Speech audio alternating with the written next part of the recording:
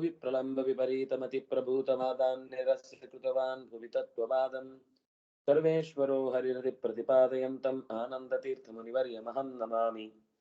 नारायणं सुरगुरुं जगदेकनाथं भक्तप्रियं सकललोकनमस्कृतं च त्रैगुण्यवर्जितमजं विभुमद्यमीशं वन्दे भवघ्नममरासुरसिद्धवन्द्यं।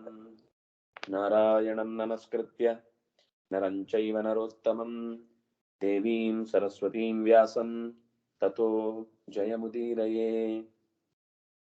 स्वस्त्यस्तु सतां हरिः ओम्।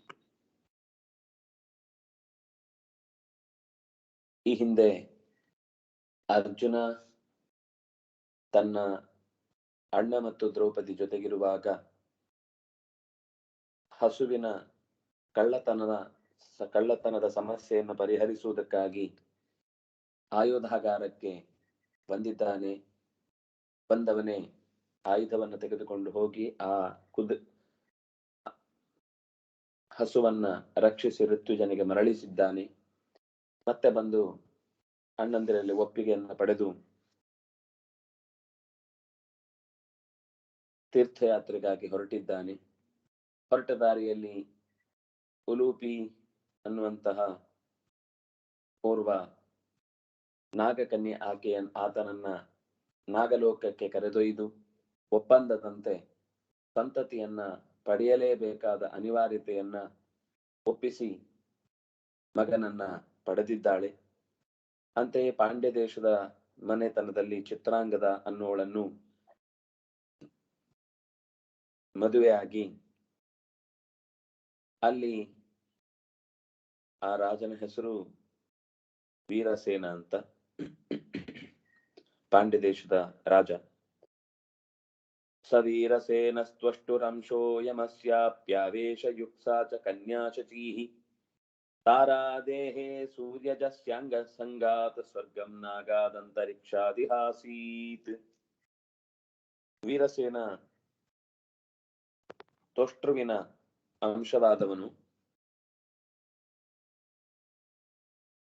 ಯಮನ ಆವೇಶವನ್ನು ಪಾಂಡ್ಯರಾಜ ಹೊಂದಿದ್ದ. ಈ ಚಿತ್ರಾಂಗದೆ ಶಚೀದೇವಿಯೇ ಆಗಿದ್ದವಳು. ರಾಮಾಯಣದ ಕಾಲದಲ್ಲಿ ತಾರೆಯಾದವಳು ಸುಗ್ರೀವನ ಸಂಘವನ್ನ ಮಾಡಿದ್ರಿಂದಾಗಿ ಸ್ವರ್ಗಕ್ಕೆ ಹೋಗದೆ ಮತ್ತೆ ಪಾಂಡ್ಯ ದೇಶದಲ್ಲಿ ಅವನಿಗೆ ವೀರಸೇನನಿಗೆ ಮಗಳಾಗಿ ಹುಟ್ಟಿದ್ದಾಳೆ.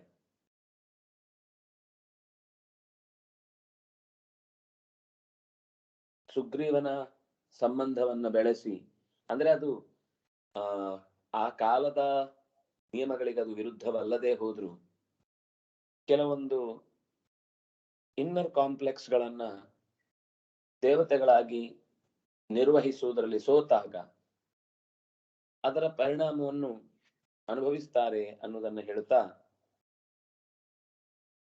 ತಾರೆ ವಾಲಿಯ ಮಡದಿಯಾಗಿಯೂ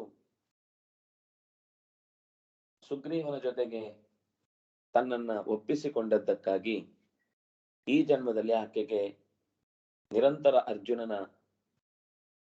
ಸಂಪರ್ಕ ಸಿಗ್ಲಿಲ್ಲ, ಸಂಸರ್ಗ ಸಿಗ್ಲಿಲ್ಲ. ಸ್ವತಃ ಹೆಂಡತಿಯೇ ಆಗಿದ್ರು ಕೂಡ, ಮೂಲದಲ್ಲಿಯೇ ಹೆಂಡತಿಯ ಅಂಶವನ್ನೇ ಹೊಂದಿದ್ರು ಕೂಡ ಪುತ್ರಿಕಾ ಪುತ್ರ ಧರ್ಮದಿಂದ ಬಭ್ರುವಾಹನ ಅನ್ನುವ ಒಬ್ಬ ಮಗನನ್ನ ಪಡೀತಾಳೆ. ಬಿಟ್ರೆ ಆ ಸಂಬಂಧ ನಿರಂತರವಾಗಿ ಮುಂದೆ ಸಂತತಿ ವೃದ್ಧಿಗೆ ಕಾರಣವಾದಂತಹ ಸಂಬಂಧದಿಂದ ರಾಜ್ಯದಲ್ಲೂ ಪಾಲಿರುವುದಿಲ್ಲ, ಅವನ ಜೊತೆಗೆ ಬದುಕಲಿಕ್ಕೂ ಆಕೆಗೆ ಅವಕಾಶ ಇರುವುದಿಲ್ಲ. ಇವನ್ ಯಾರು ಅಂದ್ರೆ ಮತ್ತೆ ಬಭ್ರುವಾಹನ ಇನ್ಯಾರು ಅಲ್ಲ, ಇದೇ ಇಂದ್ರನಿಗೆ ಮೂಲದಲ್ಲಿ ಯಾರು ಮಗನು ಅದೇ ಜಯಂತ. ಇಲ್ಲಿ ಬಭ್ರುವಾಹನ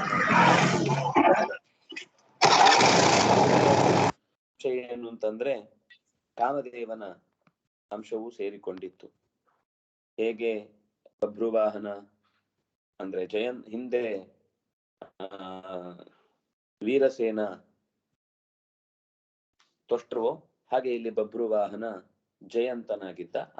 ಅವನು ಹೇಗೆ ಯಮನ ಅಂಶದಿಂದ ಕೂಡಿಕೊಂಡಿದ್ನೋ ಹಾಗೆ ಇವನು ಕಾಮದೇವನ ಅಂಶದಿಂದ ಕೂಡಿಕೊಂಡು ಬಭ್ರುವಾಹನ ಅಂತಾಗಿ ಮಹಾಭಾರತದಲ್ಲಿ ಪ್ರಕಟಗೊಂಡಿದ್ದಾನೆ. ಮಹಾಭಾರತದಲ್ಲಿ ಈ ಸಂಗತಿ ಆದಿಪರ್ವದಲ್ಲೇ ಬರುವಂಥದ್ದು. ಸಮುದ್ರ ತೀರೇಣ ಶನೈಃ ಮಣಲೂರಂ ಜಗಾಮಃ ತತಃ ಸರ್ವಾಣಿ ತೀರ್ಥಾನಿ ಪುಣ್ಯಾನ್ಯಾಯತನಾನಿ ಚ ಅಭಿಗಮ್ಯ ಮಹಾಬಾಹುರಗಚ್ಚನ್ ಸಮಹೀಪತಿಂ.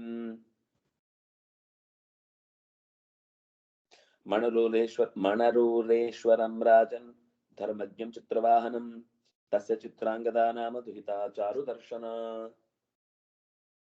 ಈಗಿನ ಪಾಂಡಿಚೇರಿ ಆಗದ ಪಾಂಡ್ಯ ದೇಶ, ಮಣಲೂರು ಅಂತ ಅದರ ಹೆಸರು. ಆ ಮಣಲೂರು ದೇಶದ ರಾಜನನ್ನೇ ವೀರಸೇನ ಅಂತ ಕರೀತಾ ಇದ್ದಿದೆ. ಅವನಿಗೆ ಇನ್ನೊಂದು ಹೆಸರಿತ್ತು, ಚಿತ್ರವಾಹನ ಅಂತ. ಅವನ ಮಗಳೇ ಚಿತ್ರಾಂಗದೆ. ಬಭ್ರುವಾಹನನನ್ನ ಪಡೆದದ್ದು ಆತ ಪುತ್ರಿಕಾ ಪುತ್ರ ಧರ್ಮದಿಂದ. ಪುತ್ರಿಕಾ ಪುತ್ರ ಧರ್ಮ ಅಂದ್ರೆ ಮಕ್ಕಳು ನೇರ ಇಲ್ಲದೆ ಇದ್ದಾಗ ಮಗಳಂದಿರ ಮೂಲಕವೇ ವಿವಾಹವಾಗಿ ಅವಳನ್ನ ಆ ಮನೆಗೆ ಕಳುಹಿಸಿಕೊಡುವುದಿಲ್ಲ. ಇದೇ ಮನೆಯಲ್ಲಿ ಮೊದಲೇ ಒಪ್ಪಂದ ಮಾಡಿಕೊಂಡು ಅವರಿಂದ ಮಕ್ಕಳನ್ನ ಪಡೆದ ಮೇಲೆ ಆ ಹೆಣ್ಣುಮಗಳು ಇಲ್ಲೇ ಮುಂದುವರಿತಾಳೆ. ಇದು ಮೊದಲ ಒಪ್ಪಂದದಂತೆಯೇ ನಡೆಯುವಂಥದ್ದು. ಅವನು ಪಾಂಡವರ ವಂಶದಲ್ಲಿಯೇ ಬಂದಿದ್ರು ಕೂಡ ಪಾಂಡ್ಯ ದೇಶದ ರಾಜನಾಗಿ ಮುಂದುವರೆದ. ಮತ್ತೆ ಪಾಂಡವರ ಸಂತತಿ ಅಂತ ಪರಿಗಣಿಸಲ್ಪಡಲಿಲ್ಲ. ಈ ಕಾರಣದಿಂದಾಗಿ ಕೂಡ್ಲೆ ಅಶ್ವತ್ಥಾಮ ಕೊನೆಯಲ್ಲಿ ಪಾಂಡವರ ಸಂತತಿ ನಿರ್ನಾಮಗೊಳ್ಳಲಿ ಅಂತ ಪ್ರಯೋಗಿಸಿದ ಬ್ರಹ್ಮಾಸ್ತ್ರವು ಕೂಡ ಇವನ ಮೇಲೆ ಯಾವುದೇ ಪ್ರಭಾವವನ್ನು ಬೀರಲಿಲ್ಲ. ಇದು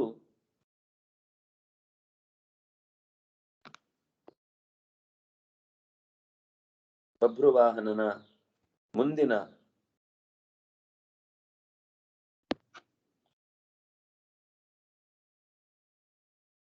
ಅಂದ್ರೆ ಪಾಂಡವರ ಅಧಿಕಾರದ ನಂತರದಲ್ಲಿ ಆತನ ಪ್ರವೇಶ ಯಾಕಿಲ್ಲ ಅನ್ನೋದಕ್ಕೆ ಒಂದು ಉತ್ತರವಾಗಿಯೂ ಬಂದದ್ದಾಯ್ತು. ಅಂದ್ರೆ ಪುತ್ರಿಕಾ ಪುತ್ರ ಧರ್ಮವನ್ನು ಸ್ವೀಕರಿಸಿದಾಗ ಅವನು ಮೂಲದಲ್ಲಿ ಯಾವ ರಾಜ ಅಂದ್ರೆ ತಂದೆ ಯಾವ ದೇಶದ ರಾಜನು ಆ ದೇಶದ ಅಧಿಕಾರವನ್ನ ಅವನಿಗೆ ಮುಂದುವರಿಸಿ ಕೇಳಲಿಕ್ಕಿಲ್ಲ. ಮತ್ತೆ ಮುಂದೊಂದು ಕಥೆಯನ್ನು ಹೇಳ್ತಾರೆ. ಪುತ್ರಂ ವೀರಂ ಜನಯಿತ್ವಾರ್ಜುನೋತೋ ಗಚ್ಚನ್ ಪ್ರಭಾಸಂ ಶಾಪತೋ ಗ್ರಾಹ ದೇಹ ಅಮೂಮುಚ್ಚಾಪ್ಸರಸಸ್ವ ಪಂಚ ತಾಭಿರ್ಗೃಹೀತ ಪ್ರವಿಕೃಷ್ಯ ತೀರಂ. ವೀರನಾದ ಬಭ್ರುವಾಹನನನ್ನ ಮಗನನ್ನಾಗಿ ಪಡೆದ ಅರ್ಜುನ ಅಲ್ಲಿಂದ ತೀರ್ಥಯಾತ್ರೆಯ ಪ್ರಯಾಣವನ್ನ ಪ್ರಭಾಸ ಕ್ಷೇತ್ರದ ಕಡೆಗೆ ಸಾಗಿದ. ಆ ಪ್ರಯಾಣದಲ್ಲಿ ಅನೇಕ ತೀರ್ಥಕ್ಷೇತ್ರಗಳನ್ನು ನೋಡಿಕೊಂಡು ಬರುವಾಗ ತುಂಬಾ ರಾಮೇಶ್ವರದ ಕಡೆಗೆ ಬರ್ತಾನೆ. ಪ್ರಭಾಸದಿಂದ ಹಾಗೆ ಪರ್ಯಟನೆ ಮಾಡ್ತಾ ಮಾಡ್ತಾ ಮಾಡ್ತಾ ಒಂದು ಋಷಿಯ ಶಾಪದಿಂದಾಗಿ ಮೊಸಳೆಗಳ ದೇಹವನ್ನ ಪಡೆದಿದ್ದ 5 ಜನ ಅಪ್ಸರೆಯರ ಶಾಪವನ್ನ ಪರಿಹರಿಸಿದ. ಇದು ಭಾರತದಲ್ಲಿ ವಿಸ್ತಾರವಾಗಿದೆ. ಅಲ್ಲಿಯ ಜನ ಅಂದ್ರೆ ಅವನು ಇವನು ಅಂತಲ್ಲ, ಪಾಂಡವರಲ್ಲಿ ಎಲ್ಲರಲ್ಲೂ ತೀರ್ಥಕ್ಷೇತ್ರಗಳಿಗೆ ಹೋಗುದು ಕೇವಲ ಸ್ನಾನ ಮಾಡ್ಲಿಕ್ಕಲ್ಲ, ಅಲ್ಲಿರುವ ದುರುಳರನ್ನ ದಂಡೆತ್ತುವುದಕ್ಕಾಗಿ. ದುಷ್ಟರನ್ನ, ಮಾಯಾವಿಗಳಿರ್ತಾವೆ, ರಾಕ್ಷಸರಿರ್ತಾವೆ, ಏನೇನೋ ಅನ್ಯಾಯಗಳನ್ನು ಮಾಡಿಕೊಂಡು ಜನರು ಆ ಕ್ಷೇತ್ರಕ್ಕೆ ಹೋದ್ರೆ ಸೌಖ್ಯದಿಂದ ಇದ್ದು ತಪಸ್ಸು ಜಪ ಮಾಡ್ಲಿಕ್ಕೆ ಬಿಡುದಿಲ್ಲ. ಅಂತಹ ಸಮಸ್ಯೆಗಳು ಬೇರೆ. ಇದು ಒಂದು ತರ ಅಂತದ್ದೇ ಸಮಸ್ಯೆ. ಒಬ್ಬ ಮುನಿಯನ್ನ ಅಪಹಾಸ್ಯ ಮಾಡುತ್ತಾರೆ, ಅವನ ಜ್ಞಾನದ ಅಂಶಕ್ಕೆ ಬೆಲೆ ಕೊಡದೆ ಅವನ ವಿಷಯದಲ್ಲಿ ತುಂಬಾ ಹೀಗಳೆದು ಮಾತಾಡ್ತಾರೆ. ಇದು ಒಂದು ಸಲ ಅಲ್ಲ, ಹಲವಾರು ಬಾರಿ ಅವನನ್ನ ರೇಗಿಸುವುದು, ಅವನ ತಪಸ್ಸು ಜಪಗಳಿಗೆ ನಾವು ಕನಿಷ್ಠ ಪಕ್ಷ ಇನ್ನೊಬ್ಬರ ತಪಸ್ಸನ್ನ ಸಪೋರ್ಟ್ ಮಾಡ್ಲಿಕ್ಕೆ ಆಗದೇ ಇದ್ರು ಕನಿಷ್ಠ ಪಕ್ಷ ವಿರೋಧ ಮಾಡದೆ ಮೌನವಾಗಿದ್ದು ನಮ್ಮ ಮಾತೇ ಎಷ್ಟು ಸರ್ತಿ ತೊಂದರೆ ಕೊಡುತ್ತೆ. ಅವನೊಂದ್ ಪಾಡಿಗೆ ಜಪ ಮಾಡ್ತಾ ಇದ್ರು, ಇವ್ರು ಬೇಕು ಅಂತ ಅಲ್ಲೇ ಪಕ್ಕಕ್ಕೆ ಹೋಗಿ ಮಾತಾಡುದು, ಪಕ್ಕಕ್ಕೆ ಹೋಗಿ ಅವನಿಗೆ ಹಿಂಸೆ ಕೊಡುದು. ಅವನು ಹೇಗ್ ಜಪ ಮಾಡ್ತಾನೆ, ಹೇಗ್ ಪುಣ್ಯ ಸಂಪಾದಿಸ್ತಾನೆ ಅಂತ ಈ ರೀತಿ ಬಗೆ ಬಗೆಯ ರೀತಿಯ ಕಾಟವನ್ನ ಕೊಡ್ತಾ ಇದ್ರು. ಸಿಟ್ಟು ಬಂತು. ನೀರಲ್ಲೇ ನೀವೆಲ್ಲರೂ ಮೊಸಳೆಗಳಾಗಿ ಹುಟ್ಟಿ ಅಂತ ಶಪಿಸಿದ್ದಾರೆ. ಆಮೇಲೆ ಅವ್ರಿಗೆ ಗೊತ್ತಾಯ್ತು ಇವನು ಸಾಮಾನ್ಯ ಅಲ್ಲ. ಅವರು ತಮ್ಮ ತಪ್ಪನ್ನ ತಿಳ್ಕೊಂಡ್ರು. ಆದ್ರೆ ಅದೇ ಸಿಟ್ಟು ಬರುವಾಗ ಒಂದೇ ಸರ್ತಿಗೆ ನಾವು ಏನೋ ದಡಾರ್ ಅಂತ ಮಾತಾಡಿ ಬಿಡುತ್ತೇವೆ. ಸಿಟ್ಟು ಬರುವುದೇ ತಪ್ಪಲ್ಲ. ಮತ್ತು ಕೆಲವೊಂದ್ ಸರ್ತಿ ಏನಾಗುತ್ತೆ ಅಂದ್ರೆ, ನಾವು ಈಗ ಯಾವುದೋ ಒಂದು ಕೆಲಸ ಮಾಡುವಾಗ ನಾವ್ ಯಾಕೆ ಬಗ್ಗಬೇಕು, ಸೋಲ್ಬೇಕು? ನಮ್ಮ ಹತ್ರ ಅಧಿಕಾರ ಇದೆ, ನಮಗೆ ಬೇಕಾದಷ್ಟು ಸಾಮಾಜಿಕವಾದಂತಹ ನ್ಯಾಯ ಇದೆ, ಶಿಕ್ಷಣ ಇದೆ, ತಾಕತ್ತಿದೆ. ಅದರಿಂದಾಗಿ ನಾವು ಇದು ಯಾರೊಬ್ಬರಿಗೂ ಬಿಟ್ಟದ್ದಲ್ಲ. ನಾನು ಹೇಳ್ತಾ ಇರೋದು ಯಾರೋ ವ್ಯಕ್ತಿಗಳನ್ನ ಕುರಿತಾಗಿ ಅಲ್ಲ, ಸಮಾಜದ ಎಲ್ಲರಿಗೂ ಈ ಒಂದು ತಾಳ್ಮೆ ಕೆಡುವಿಕೆ ಅಂತ ಅನ್ನೋದು. ನಾವು ಹಿಂದೆ ಯಾರಾದ್ರೂ ಮನೆಯಲ್ಲಿ ದೊಡ್ಡವರು ಬೈದ್ರೆ ಅದು ಅಕಸ್ಮಾತ್ ನಮ್ಮ ವಿಷಯದಲ್ಲಿ ಅಲ್ಲದೆ ಹೋಗಿದ್ರು, ದೊಡ್ಡವರು ಹೇಳಿದ್ಮೇಲೆ ಏನೋ ಒಂದು ಸಮಸ್ಯೆಗೆ ಪರಿಹಾರ ಸಿಗುತ್ತೆ, ಈಗ ಅಲ್ಲ ಅಂದ್ರೆ ನಾಳೆಯೂ ಅಂತ ಅದನ್ನೊಂದು ಸಹನೆ ಮಾಡುವ ಶಕ್ತಿ ಇರ್ತಿತ್ತು. ಮತ್ತೆ ಅದು ಒಂದ್ ದಿವಸ ತಿಳಿ ಆಗ್ತಿತ್ತು ಕೂಡ. ಇವತ್ತು ನಾವು ಶಕ್ತಿ ಇದೆ ಅಥವಾ ನಮ್ಮ ಹತ್ರ ಮಾತಿದೆ, ನಮಗೂ ತಿಳಿವು ಇದೆ, ನಮಗೂ ಸ್ವಾತಂತ್ರ್ಯದ ಭ್ರಮೆ ಇದೆ. ಈ ನಿಟ್ಟಿನಲ್ಲಿ ನಾವು ಕೂಡ್ಲೆ ಅವ್ರ ಹತ್ರ ಮಾತು ಕೇಳಿಸಿಕೊಳ್ಳೋದು ಯಾಕೆ ಅಂದ್ರೆ, ನಾವು ಅವರಿಗಿಂತ ಎಷ್ಟು ಸ್ಟ್ರಾಂಗ್ ಆಗಿ ಮಾತಾಡ್ಬೇಕು ಅನ್ನುವ ದೃಷ್ಟಿಯಿಂದ. ಆ ಅಪ್ಸರೆಯರು ತುಂಬಾ ವಿಚಿತ್ರವಾಗಿ ಅವನನ್ನ, ಆ ಋಷಿಯನ್ನ ಕಾಡಿದ್ರಿಂದಾಗಿ ಶಾಪಗ್ರಸ್ತರಾದ್ರು. ಹಾಗೆ ಪ್ರಶ್ನೆ ತಪ್ಪು ಒಪ್ಪಿಗೆ ಅವನಿಂದ ಕೇಳಿಕೊಂಡ್ರು, ನಾವು ತಪ್ಪು ಮಾಡಿದ್ವಿ, ನಮ್ಮನ್ನ ಕ್ಷಮಿಸ್ಬಿಡು ಅಂತ. ಹಾಗೆ ಕ್ಷಮಿಸು ಅಂತ ಕೇಳಿದ್ದಕ್ಕೆ ಕೊನೆಗೆ ನಿಮಗೆ ಮುಂದೆ ಒಬ್ಬ ವೈಷ್ಣವಾಗ್ರೇಸರ ನೆನೆಸಿ ಭಗವಂತನ ಸರ್ವದಾ ಚಿಂತನೆ ನಡೆಸುವ ಒಬ್ಬ ಮಹಾಮಹಿಮ ತೀರ್ಥದ ಯಾತ್ರೆಗಾಗಿ ಇಲ್ಲಿ ಪಾಂಡವರಲ್ಲಿ ಒಬ್ಬನಾಗಿ ಬರ್ತಾನೆ. ಅವನಿಂದಾಗಿ ನಿಮ್ಮ ಸಮಸ್ಯೆ ಈಡೇರುತ್ತೆ, ಪರಿಹಾರ ಆಗುತ್ತೆ ಅಂತ. ಹಾಗಾಗಿ ಮೊಸಳೆ ದೇಹವನ್ನು ಪಡೆದ ಈ 5 ಕೂಡ ಅರ್ಜುನನಿಂದ ಪರಿಹಾರ ಸಿಕ್ಕಿತು. ಅವನು ಅಲ್ಲಿಗೆ ಬಂದಾಗ ಕಾಲಿಡ್ತಾನೆ. ಯಾರು ಹೇಳ್ತಾರೆ, ಅಲ್ಲಿ ಹೋಗ್ಬೇಡಿ, ಅಲ್ಲಿ ಮೊಸಳೆ ಇದೆ, ನೀವು ಬೇರೆ ಎಲ್ಲಿ ಬೇಕಾದ್ರೂ ಓಡಾಡಿ, ಅದೊಂದು ಮಾತ್ರ ತಪ್ಪು ಮಾಡಬೇಡಿ ಅಂತ. ಅವನಿಗೆ ಗೊತ್ತಾಯ್ತು ಒಂದೇನೋ ಕಂಟಕ ಇದೆ. ಇನ್ನೂ ಅನೇಕ ಋಷಿಮುನಿಗಳು ಈ ರೀತಿ ತಮ್ಮ ನಿತ್ಯದ ಕೈಂಕರ್ಯ ನಡೆಸಲಿಕ್ಕೆ ಈ ಪ್ರದೇಶ ಅನ್ನೋದು ತುಂಬಾ ಮುಖ್ಯ ತಪಸ್ಸು ಅನುಷ್ಠಾನಗಳಿಗೆ. ಇದನ್ನು ಶುದ್ಧಿ ಮಾಡಬೇಕು ಅಂತ ಭಾವಿಸಿ ತಾನೇ ಇಳಿದ ತಕ್ಷಣ ಕಾಲಿಡುವಾಗ್ಲೇ ಒಂದು ಮೊಸಳೆ ಬಂತು, ಅವನನ್ನು ಹಿಡಿದು ಬಿಡ್ತು.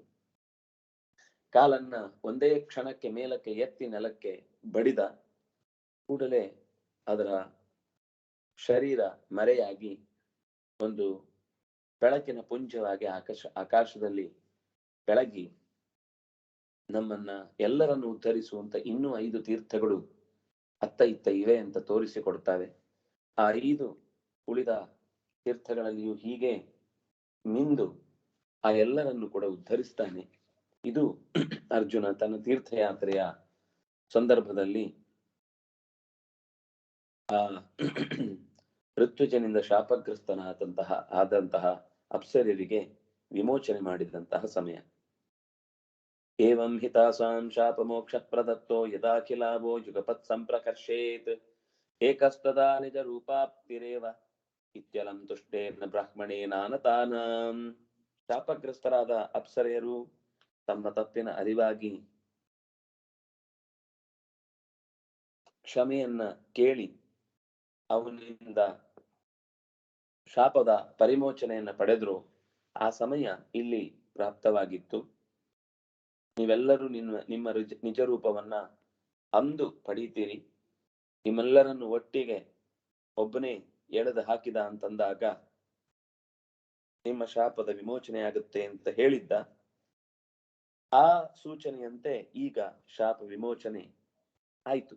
ಕೊಟ್ಟಂತೂ ಅಪ್ಸರ ಸ್ತ್ರೀಯರೆಲ್ಲರೂ ಕೂಡ ತಾಸಾಂ ಶಾಪಮೋಕ್ಷ ಪ್ರದತ್ತ ಯದಾ ಅಖಿಲಾವೋ ಯುಗಪತ್ ಸಂಪ್ರಕರ್ಷೇತ್, ನೀವೆಲ್ಲರೂ ಒಟ್ಟಿಗೆ ಅಂದ್ರೆ ಯಾವತ್ತೋ ಒಂದು ವರ್ಷ ಬಿಟ್ಟು ಮತ್ತೊಂದು ವರ್ಷ, ಮತ್ತೊಂದು ವರ್ಷ ಬಿಟ್ಟು ಅದರ ಮತ್ತೊಂದು ವರ್ಷ, ಹೀಗೆ ನಿಮ್ಮನ್ನ ಎಲ್ಲಿಂದಲೋ ಇನ್ನೊಂದು ಕಡೆಗೆ ಸಾಗಿಸಿದ್ರೆ ಅದು ಉಪಯೋಗ ಇಲ್ಲ. ಎಲ್ಲರನ್ನೂ ಒಬ್ಬನೇ ಹೊರಕ್ಕೆ ಎಳೆದು ಹಾಕಿದಾಗ ಒಂದೇ ಸಮಯದಲ್ಲಿ, ಸಮಯ ಅಂದ್ರೆ ಫ್ರಾಕ್ಷನ್ ಆಫ್ ಸೆಕೆಂಡ್ ಅಂತಲ್ಲ, ಒಂದಾದ್ಮೇಲೆ ಒಂದು ಆಗಬಹುದು, ಒಟ್ಟಿಗೆ ಆಗ್ಬೇಕು, ಒಬ್ಬನೇ ಆಗ್ಬೇಕು, ಒಂದೇ ಕ್ರಮವಾಗಿ ಹಂತ ಹಂತವಾಗಿ ಹೊರಗೆ ಹಾಕಲ್ಪಟ್ಟಾಗ ನೀವು ಬಿಡುಗಡೆ ಆಗ್ತೀರಿ ಅಂತ ಹೇಳಿದಂತೆ ಅವರೆಲ್ಲರೂ ಕೂಡ ಬಿಡುಗಡೆಯನ್ನ ಪಡೆದಿದ್ದಾರೆ.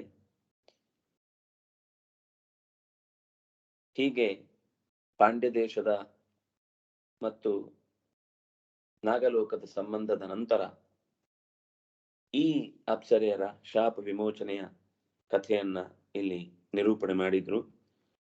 ಈ ಪುತ್ರಿಕಾ ಪುತ್ರ ಧರ್ಮ ಅನ್ನುವಂಥದ್ದು ಆಗ ಬಹಳ ವ್ಯಾಪ್ತವಾಗಿ ಇತ್ತು. ಯಾಕೆಂದ್ರೆ ಮುಂದೆ ಅಧಿಕಾರಿಯಾಗಿ ಒಬ್ಬ ಯೋಗ್ಯನಾದ ಹೆಣ್ಮಕ್ಳನ್ನ ಅಂತ ಸಂದರ್ಭದಲ್ಲಿ ಅವರು ಅಧಿಕಾರ ಹೊಂದುವುದಕ್ಕೆ ಬೇಕಾದ ಬಲ ಇತ್ತು ಅಂದಾಗ ಅಧಿಕಾರ ನಡೆಸಿದ್ದಾರೆ, ಅಧಿಕಾರ ನಡೆಸಿಲ್ಲ ಅಂತಿಲ್ಲ. ಆದ್ರೂ ಸಹಜವಾಗಿ ಪ್ರಾಕೃತಿಕವಾದ ಅದು ಶಿಕ್ಷಣ ಕೊಡದೇ ಇರುವುದರಿಂದ ಅಥವಾ ಇದನ್ನ ಆ ರೀತಿ ತರಬೇತಿಗೊಳಿಸದೇ ಇರುವುದರಿಂದ ಆಗುವ ಸಮಸ್ಯೆ ಅಲ್ಲ. ಸಹಜವಾಗಿ ಕೆಲವರಿಗೆ ಅದೊಂದು ದೈಹಿಕವಾಗಿ ಮತ್ತು ಮಾನಸಿಕವಾಗಿ ವಿಧಿ ರೂಪದಿಂದ ಬಂದ ಅಧಿಕಾರ ಇರುತ್ತೆ.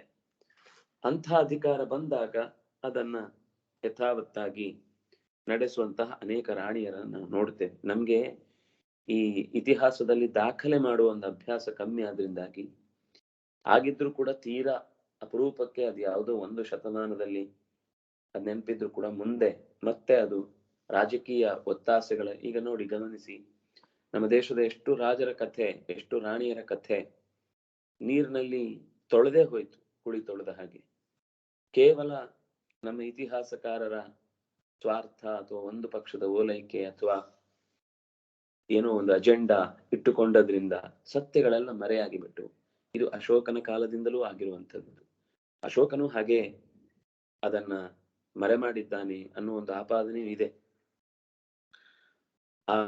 ತಾನು ಪ್ರಸ್ತುತಪಡಿಸಿದಂತಹ ಒಪ್ಪಿಕೊಂಡ ಸಿದ್ಧಾಂತದ ಪ್ರಕಾರವೇ ಎಲ್ಲವೂ ಇದ್ದದ್ದು ಅನ್ನುವಂತೆ ಅದನ್ನ ಪ್ರತಿಬಿಂಬಿಸುವುದಕ್ಕಾಗಿ ಅಲ್ಲಿಯ ತನಕ ಇದ್ದ ಈ ದೇಶದ ಪ್ರಾಚೀನ ಇತಿಹಾಸವನ್ನ ವೈದಿಕ ಅನೇಕ ಮತಗಳೆಲ್ಲ ಯಾವ ರೀತಿ ಪ್ರಭಾವ ಬೀರಿದ್ದವೋ ಅದೆಲ್ಲವನ್ನು ನಿರ್ಮೂಲಗೊಳಿಸುವ ಉದ್ದೇಶದಿಂದ ಆ ಇತಿಹಾಸವನ್ನ ಮರೆಮಾಚಿದ್ರು ಅನ್ನುವ ಲೇಖ ಬರುತ್ತೆ. ಎಲ್ಲೆಲ್ಲೋ ಆಮೇಲೆ ಕೆಲವು ಸಿಗುವುದಿದೆ, ಅದು ನಿಶ್ಚಿತವಾದಂತಹ ರೀತಿಯ ಒಂದು ಪರಂಪರೆಯನ್ನ ಸೂಚಿಸುವಂತದ್ದಾಗಿಲ್ಲ. ಒಟ್ಟಂತೂ ಹಾಗೆ ಇಡೀ ಒಂದು ಅಧಿಕಾರ ಅಥವಾ ಒಂದು ವ್ಯವಸ್ಥೆ ಅಂತ ಬಂದಾಗ ನಮ್ಮ ಕೈಯಲ್ಲಿ ಅಧಿಕಾರ ಇದೆ ಅಂದ ತಕ್ಷಣ ಅದನ್ನು ಪ್ರಯೋಗಿಸ್ಬೇಕು ಅಂತ ಅರ್ಥ ಅಲ್ಲ. ಹಾಗೆ ಪ್ರಯೋಗಿಸುವ ತಪ್ಪು ಮಾಡಿದಷ್ಟು ನಾವು ಅನ್ಯಾಯಕ್ಕೊಳಗಾಗ್ತೇವೆ. ಯಾಕೆಂದ್ರೆ ಒಂದು ದಿವಸ ನಮಗೂ ಇದೇ ಪ್ರಶ್ನೆ ಬರುತ್ತೆ, ಯಾಕೆ ನಮ್ಮ ಮೇಲೆ ಯಾರೋ ಸುಮ್ಮನೆ ಪ್ರಯೋಗ ಮಾಡ್ತಿದ್ದಾರೆ, ನಾವು ಮಾಡಿದ ಪ್ರಯೋಗದ ಪ್ರತಿಫಲವನ್ನು ಇನ್ನೆಲ್ಲೋ ಇನ್ನೊಂದು ಕಡೆಯಿಂದ ಇನ್ನೊಂದು ರೀತಿಯಿಂದ ಉಣ್ಲೇಬೇಕಾಗತ್ತೆ. ರೈಟ್ಸ್, ನಾವು ಎಲ್ಲೋ ದಾರಿ ತಪ್ಪಿದಾಗ ಎದುರುಗಡೆ ಅವನ ನಿಯಮದಲ್ಲಿ ಉದ್ದೇಶ ಕೆಟ್ಟದಿದ್ರು ರೈಟ್ಸ್ ಪ್ರಕಾರ ಮಾತಾಡ್ತಾನೆ ಅಂತಂದಾಗ ನಾವು ನನ್ನ ಯಾವ ರೀತಿಯಿಂದಲೂ ಎದುರಿಸ್ಲಿಕ್ಕೆ ಸಾಧ್ಯ ಆಗಲ್ಲ. ಸರಿ, ಒಟ್ಟಂತೂ ಘಟನೆಯ ಮುಂದುವರೆದ ಭಾಗವನ್ನು ಹೇಳ್ತಾರೆ.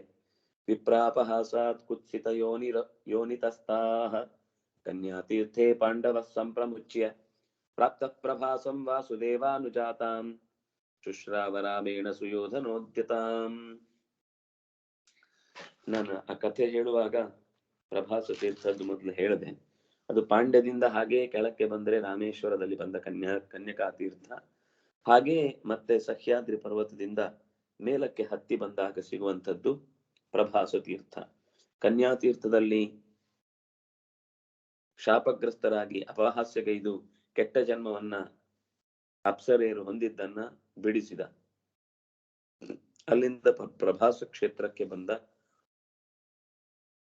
ಗುಜರಾತಿನ ಬಳಿಯ ಆ ಕ್ಷೇತ್ರದಲ್ಲಿ ಕೃಷ್ಣನ ತಂಗಿಯಾದ ಸುಭದ್ರೆಯನ್ನ ಬಲರಾಮ ದುರ್ಯೋಧನನಿಗೆ ನಾನು ಕೊಡ್ಬೇಕಿದೆ ಅನ್ನುವ ಸುದ್ದಿಯನ್ನ ಯಾವುದೋ ಮಾತಿನ ಭರದಲ್ಲಿ ಅಣ್ಣನಾಗಿ ಅಂದ. ಅವನ ತಲೆಯಲ್ಲಿ ಅದೊಂದು ಓಡ್ತಾ ಇತ್ತು. ಪ್ರಾಪ್ತ ಪ್ರಭಾಸಂ ವಾಸುದೇವಾನುಜಾತ, ವಾಸುದೇವನ ಅನುಜಾತೆಯಾದಂತಹ ಸುಭದ್ರೆಯನ್ನ ರಾಮೇಣ ಸುಯೋಧನೋದ್ಯತಾಂ ಶುಶ್ರಾವ. ಇದನ್ನ ಬಲರಾಮ ಹೇಳಿದ್ದಲ್ಲ, ಬಲರಾಮ ಕೊಡಬೇಕು ಅಂತ ಇದ್ದಾನೆ, ಅದು ದುರ್ಯೋಧನನಿಗೆ ಅಂತ ಕೃಷ್ಣನಿಗೆ ಹೇಗೋ ಗೊತ್ತಾಯ್ತು. ಆದ್ರೆ ಈ ಅವಸ್ಥೆಯ ಪರಿಸ್ಥಿತಿಯನ್ನ ಸುಭದ್ರೆ ಸ್ವೀಕರಿಸುವಷ್ಟು ಶಕ್ತಿ ಅವಳಿಗೆ ಇರಲಿಲ್ಲ. ಇದು ಕೃಷ್ಣನಿಗೆ ಗೊತ್ತಿತ್ತು. ವಿಚಿಂತ್ಯ ಕಾರ್ಯಂ ಯತಿ ರೂಪಂ ಗೃಹೀತ್ವಾ ಕುಶಸ್ಥಲೀಂ ಪ್ರಯೋತ ಸಮೀಪೆ ಪ್ರಾಪ್ತಂ ಕೃಷ್ಣ ಪ್ರಾಹ ಸಂವಿಜಾನನ್ ಸತ್ಯ ಸಹಾಯ ಶಯನೀಯಾಧಿರೂಢ. ಇದಕ್ಕೊಂದು ಪರಿಹಾರ ಕಾಣಬೇಕು. ಯಾಕಂದ್ರೆ ದುರ್ಯೋಧನನ ಉದ್ದೇಶ ಮದುವೆ ಆಗುದು ಪ್ರೀತಿಯೇ ಆಗಿದ್ರೆ ಕೃಷ್ಣ ಖಂಡಿತ ತಡೀತಿರ್ಲಿಲ್ಲ. ಯಾಕೆಂದ್ರೆ ತನ್ನ ತಂಗಿಯ ವಿವಾಹ. ಆದ್ರೆ ತಂಗಿಯ ಬಯಕೆ ಬೇರೆ ಇದೆ ಮತ್ತು ದುರ್ಯೋಧನನ ಉದ್ದೇಶ ಬೇರೆ ಇದೆ. ದುರ್ಯೋಧನನ ಉದ್ದೇಶ ಆಕೆಯನ್ನು ಮದುವೆ ಆಗುದಿಲ್ಲ, ಅದೊಂದು ರಾಜಕೀಯ ಉದ್ದೇಶ. ಸಮಗ್ರ ದೊಡ್ಡ ವೀರರ ಪಡೆಯನ್ನ ಕಟ್ಟಿ ನಿಂತಿರುವಂತಹ ಪಾಂಡವರ ಸಹಾಯಕನಾಗಿ ಕೃಷ್ಣ ಯಾವಾಗ ಬೇಕಾದ್ರೂ ತಿರುಗಬಹುದು. ಅದರಿಂದಾಗಿ ಬಲರಾಮನ ಮೂಲಕ ಸುಭದ್ರೆಯನ್ನ ತಾನು ಪಡ್ಕೊಂಡ್ರೆ ಬಲರಾಮನನ್ನು ಕಂಟ್ರೋಲ್ ಮಾಡ್ಬೋದು. ನೋಡು, ನಿನ್ನ ಮಗಳು ನಮ್ಮ ಮನೆಯಲ್ಲಿದ್ದಾಳೆ, ಅವಳು ಸುಖವಾಗಿರ್ಬೇಕು ಅಂತಂದ್ರೆ ನಿನ್ನ ಸಪೋರ್ಟ್ ಮಾಡ್ಬೇಕು.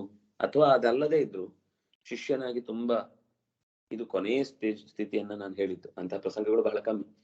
ವಿದ್ಯೆಯನ್ನ ಕಲಿಯುವ ಶಿಷ್ಯನಾಗಿ ಅವನು 5-6 ವರ್ಷ ಮಿಥಿಲೆಯಲ್ಲಿ ಕೈಂಕರ್ಯವನ್ನ ಸೇವೆಯನ್ನ ಮಾಡಿದ್ದ. ಆ ಸೇವೆ ಉದ್ದೇಶವು ಮತ್ತೆ ಗುರುಗಳಿಗೆ ಪ್ರೀತಿ ಆಗ್ಲಿ ಅಂತಲ್ಲ, ಗುರುಗಳ ಮಗಳನ್ನ ಅಥವಾ ಗುರುಗಳ ತಂಗಿಯನ್ನ ತಾನು ಅಪಹರಿಸ್ಬೇಕು ಅಂತನ್ನುವಂತಹ ಯೋಚನೆ ಇತ್ತಷ್ಟೇ. ಹೀಗೆ ದುರುದ್ದೇಶದಿಂದ ಕೂಡಿದ ದುರ್ಯೋಧನನ ದುರ್ಮನ ಸ್ಥಿತಿಯನ್ನ ಅರಿತು ಕೃಷ್ಣ ಅರ್ಜುನ ಪ್ರಭಾಸ ಕ್ಷೇತ್ರಕ್ಕೆ ಬಂದಾಗ ಅವನು ಹಾಗೆ ಬಹಳ ದಿವಸದಿಂದ ನಿಯಮದಲ್ಲಿ ಇದ್ದು ಬಂದದ್ದಾದ್ರಿಂದ ಗಡ್ಡೆ ಎಲ್ಲ ಬಿಟ್ಟು ತಲೆ ಜಟ್ಟೆಲ್ಲ ಇಟ್ಟು ಒಬ್ಬ ಸನ್ಯಾಸಿಯಂತೆ ಬಂದಿದ್ದ. ಕುಶಸ್ಥಲಿಗೆ ಅಂದ್ರೆ ಪ್ರಭಾಸ ಕ್ಷೇತ್ರಕ್ಕೆ ಬಂದಾಗ ಅಲ್ಲಿ ಭೇಟಿಯಾಗಿ ಬಾ ದ್ವಾರಕೆಗೆ ಅಂತ ಅಣ್ಣನಿಂದಲೇ ಕರೆಸಿದ.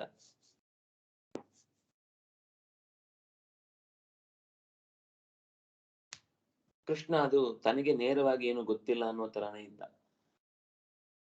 ಅರಮನೆಗೆ ಅಂದ್ರೆ ಚಾತುರ್ಮಾಸಕ್ಕೆ ಕರೀಬೇಕು ಅಥವಾ ಕೆಲವೊಂದು ಬಾರಿ ಋಷಿಗಳ ಆವಾಸಕ್ಕೆ ನಾವು ವ್ಯವಸ್ಥೆ ಮಾಡಬೇಕು ಅನ್ನುವ ಹಿನ್ನೆಲೆಯಲ್ಲಿ ದುರ್ಯೋಧನನ ಆಲೋಚನೆಯನ್ನ ತಡೆಯುವ ಉದ್ದೇಶದಲ್ಲಿ ಕೃಷ್ಣ ಒಂದು ಉಪಾಯ ಹುಡ್ತಾನೆ. ಅದರ ಪ್ರಕಾರ ಸತ್ಕಾರ ಆಗತ್ತೆ ಅರ್ಜುನನಿಗೆ ಸನ್ಯಾಸಿ ವೇಷದಲ್ಲಿ. ಮುಂದೇನು ಅಂತ ಮಾತಾಡ್ತಾ ಬರುವಾಗ, ಇಲ್ಲ ಎಲ್ಲಿಯಾದ್ರೂ 1-2 ತಿಂಗಳು ಕಳೀಬೇಕು, ಹಾಗಿದ್ರೆ ನಮ್ಮ ಮನೆಯಲ್ಲೇ ಕಳೀರಿ. ಕೃಷ್ಣ ಹೇಳ್ತಾನೆ, ಬೇಡ, ಅಲ್ಲ ಹೇಗಿದ್ರು 2 ತಿಂಗಳೆಲ್ಲೋ ಇರ್ಬೇಕು, ನಮ್ಮ ಮನೇಲಿ ಇದ್ರೆ ಏನ್ ತಪ್ಪು, ನಮ್ಗೆ ಅದು ಅನುಗ್ರಹ ಆಶೀರ್ವಾದ ಆಗುತ್ತೆ. ಇಲ್ಲ, ನೋಡಿದ್ರೆ ಗೊತ್ತು ಗುರಿ ಪರಿಚಯ ಏನೂ ಇಲ್ಲ, ಹಾಗಂತವ್ರನ್ನ ಕರ್ಕೊಂಡು ಬರೋದು. ಸಂದೇಹ ಪಡ್ತೀಯ ಸನ್ಯಾಸಿಗಳನ್ನ? ಹಾಗಲ್ಲ, ಏನಾದ್ರೂ ಸರಿ ನಮ್ಮ ಅರಮನೆಯಲ್ಲಿ ಬೇಡ, ಹೊರಗಡೆ ಊರಲ್ಲಿ ಎಲ್ಲಾದ್ರೂ ಇಲ್ಲ ಅರಮನೆಯಲ್ಲೇ ಆಗ್ಬೇಕು. ಅಲ್ಲ, ಅರಮನೆಯಲ್ಲಿ ಇದ್ರು ಅಂತಃಪುರದಲ್ಲಿ ಬೇಡ. ಇಲ್ಲ ಅಂತಃಪುರದಲ್ಲೇ. ಅಲ್ಲಿ ಯಾರನ್ನು ಅಂತ ನಾವು ಹೆಣ್ಮಕ್ಳೆಲ್ಲ ಇರ್ತಾರೆ. ಹೆಣ್ಮಕ್ಳೇ ಬೇಕು. ಸುಭದ್ರೆಗೆ ಒಳ್ಳೆ ಗಂಡನ್ನು ಹುಡುಕ್ಬೇಕು, ಗಂಡಿನ ಜೊತೆಗೆ ಮದುವೆ ಮಾಡ್ಬೇಕು ಅಂತ ತಾನೇ ನಮ್ಮ ಉದ್ದೇಶ. ಹಾಗಾಗಿ ಆ ಉದ್ದೇಶಕ್ಕೆ ಸರಿಯಾಗಿ ಇವ್ರು ಬಂದದ್ದು ಸರಿ ಹೋಗುತ್ತೆ, ಮಾಡ್ಬೇಕಾದದ್ದು ಚೆನ್ನಾಗಾಗುತ್ತೆ ಅಂತ ಹೇಳಿ ನಿರ್ಧಾರ ಮಾಡಿ ಹೋದ್ರೆ, ಕುಶಸ್ಥಲಿಯಲ್ಲಿ ಕೂತಿದ್ದಾನೆ. ಬಲರಾಮ ಅರ್ಜುನನನ್ನ ಕರ್ಕೊಂಡು ಬಂದಿದ್ದಾನೆ.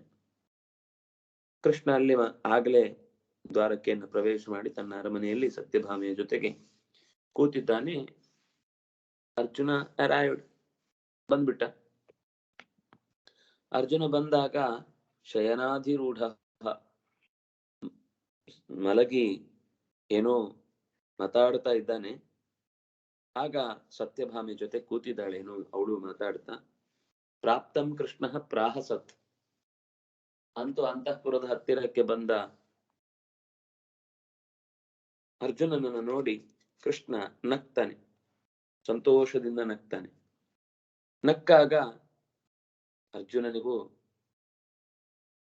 ಅಂತೂ ಒಳ್ಳೆಯ ಸಂಬಂಧ. ಕೃಷ್ಣನ ಜೊತೆಗೆ ಅವನು ಈ ಹಿಂದೆಯೂ ಬಹಳ ವರ್ಷ ಇದ್ದ, ಆದ್ರೆ ಅದು ಈಗ ಬೇರೆಯದೇ ಆದ ಒಂದು ಕಾರಣದಿಂದಾಗಿ ಅಲ್ಲಿಗೆ ಬಂದಿದ್ದಾನೆ, ಗೊತ್ತಾಗ್ಲಿಲ್ಲ ಯಾರು ಅಂತ.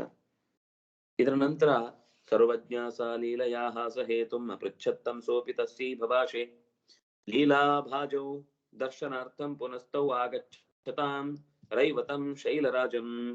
ಸತ್ಯಭಾಮೆ ಎಲ್ಲವನ್ನು ತಿಳಿದಿದ್ರು ಕೂಡ ಬೇಕು ಅಂತ ಕೃಷ್ಣನ ಹತ್ರ ಆ ನಗು ಯಾಕೆ ಅಂತ ಕೇಳ್ತಾಳೆ. ಅವನು ಹೇಳ್ತಾನೆ, ಇವನು ಯಾರು ಅಲ್ಲ, ನಮ್ಗೆನೆ ನಮ್ಮ ಮನೆಗೆ ತಂಗಿ ಗಂಡನಾಗಿ ಬರುವವನು. ಲೀಲೆಯಿಂದ ಇಬ್ರು ಈ ರೀತಿ ಚರ್ಚೆ ಮಾಡಿ ಆ ಸನ್ಯಾಸಿಯ ದರ್ಶನಕ್ಕೆ ಅಂತ ಬರ್ತಾರೆ. ಅಂದ್ರೆ ಅವರಿಗೆ ಕಲ್ಪಿಸಿದ ಜಾಗಕ್ಕೆ ಬರ್ತಾರೆ. ಕೃಷ್ಣ ನೋಡಿದಾನೆ, ಅರಮನೆಯಿಂದ ಇನ್ನೊಂದು ಕಡೆ ಕರ್ಕೊಂಡು ಹೋಗಿದ್ರೆ ಅಲ್ಲಿಗೆ ಕೃಷ್ಣ ಹುಡ್ಕೊಂಡು ಹೋಗಿ ಆ ರೈವತ ಪರ್ವತದಲ್ಲಿ ಅವನಿಗೊಂದು ವ್ಯವಸ್ಥೆ ಮಾಡಿದ್ದಾರೆ. ಆ ಪರ್ವತದಲ್ಲಿ ಸಹಾಯಕ್ಕೆ ಅಂತ ಬೇಕಾದಷ್ಟು ಪರಿಚಾರಕರನ್ನೆಲ್ಲ ಇಟ್ಟಿದ್ದಾನೆ. ಆ ಕ್ರೀಡೋಸೋ ವೃಷ್ಣಿಭೂಜಾಂಧಕಾನಾಂ ತತ್ರ ಪಶ್ಯತ್ ಕೇಶವ ಫಲ್ಗುನಂ ತಂ ಸ್ವಸುರ್ದಾನೇ ಸ ಪ್ರತಿಜ್ಞಾಂ ರಹೋಸ್ಮೈ ಚಕ್ರೇ ಕೃಷ್ಣೋ ಅಥಾ ಸದತ್ ಸರ್ವವೃಷ್ಣೀನ್. ಈ ಪರ್ವತವು ವೃಷ್ಣಿ, ಭೋಜ, ಅಂಧಕ, ಕುಕರ ಈ ಅನೇಕ ಯಾದವ ವಂಶೀಯರಿಗೆ ಸೇರಿದಂತಹ ಕ್ರೀಡಾ ಸ್ಥಳ. ಏನೇ ಆಟ ಆಡುವುದಿದ್ರು ಅಲ್ಲಿಗೆ ಬರ್ತಿದ್ರು. ಅದರ ಒಳಗೇನೆ ಬೇರೆ ಕಡೆ ಎಲ್ಲ ಮನೆ ಮುಂದೆ ಎಲ್ಲ ಸಣ್ಣ ಪುಟ್ಟ ಆಟ, ಯುದ್ಧ ಮೊದಲಾದಗಳ ಅಭ್ಯಾಸಕ್ಕೆ ಅಂತ ಒಂದು ಕ್ರೀಡಾ ರಂಗವನ್ನ ದೈವತಕ ಪರ್ವತದಲ್ಲಿ ಮಾಡಿದ್ದಂತೆ ಅರ್ಜುನ ಕೃಷ್ಣ ಅಲ್ಲಿ ರಹಸ್ಯವಾಗಿ ಮಾತನಾಡಿಕೊಳ್ತಾರೆ. ನನ್ನ ತಂಗಿಯನ್ನ ನಿನಗೆ ಮದುವೆ ಮಾಡಿ ಕೊಡ್ತೇನೆ, ನೀನ್ ಅದರ ಬಗ್ಗೆ ಬೇಸರ ಪಡಬೇಡ ಅಂತ ಅವನಿಗೆ ಧೈರ್ಯವನ್ನು ತುಂಬಿ ಪ್ರತಿಜ್ಞೆ ಮಾಡಿ, ಸ್ವಸುರ್ದಾನೆ ತಂಗಿಯನ್ನ ನಿನಗೆ ಕೊಡುವ ವಿಷಯದಲ್ಲಿ ಪ್ರತಿಜ್ಞಾ ರಹಸ್ಯವಾಗಿ ಪ್ರತಿಜ್ಞೆಯನ್ನು ಮಾಡಿ, ಅಸ್ಮೈ ಚಕ್ರೇ ಕೃಷ್ಣ, ಇವನಿಗೋಸ್ಕರ ಏನಾದ್ರೂ ಮಾತು ಕೊಟ್ಟಿದ್ದೇನೆ ಅಂತಂದು ಉಳಿಸ್ಕೊಳ್ಬೇಕು, ಖಂಡಿತ ಇವನಿಗೆ ಮದುವೆ ಮಾಡಿ ಕೊಡ್ಬೇಕು ಅಂತ ಯೋಚನೆ ಮಾಡಿ ಕೃಷ್ಣ ಯಾದವರನ್ನ ಮಾತನಾಡಿಸುವ ಒಂದು ಪ್ರಸಂಗ ಬರುತ್ತೆ. ಆ ಪ್ರಸಂಗ ಬಂದಾಗ ಏನಾಯ್ತು, ಅಲ್ಲಿಯ ಸಭಾ ವಿಷಯದಲ್ಲಿ ಯಾವ ರೀತಿಯ ವೈಶಿಷ್ಟ್ಯ ಉಂಟಾಯಿತು ಅಂತ ಅನ್ನೋದನ್ನ ನಾವು ಮುಂದಿನ ನಾಳೆಯ ಚಿಂತನೆಯಲ್ಲಿ ನೋಡ್ಲಿಕ್ಕಿದ್ದಾಗ ಅದನ್ನು ಸೇರಿದಾಗ ಅಭ್ಯಾಸ ಮಾಡೋಣ. ನಮಸ್ಕಾರ. ಶ್ರೀಕೃಷ್ಣ ಅರ್ಪಣಿಸ್ತು. ಸರ್ ಹರಿ ಓಂ. ಹೇಳಿ. ಹಾ ಅದೇ ಸರ್, ನಾಳೆ ಶಿಬಿರ ಇದೆ ಅದು. ಹೌದು.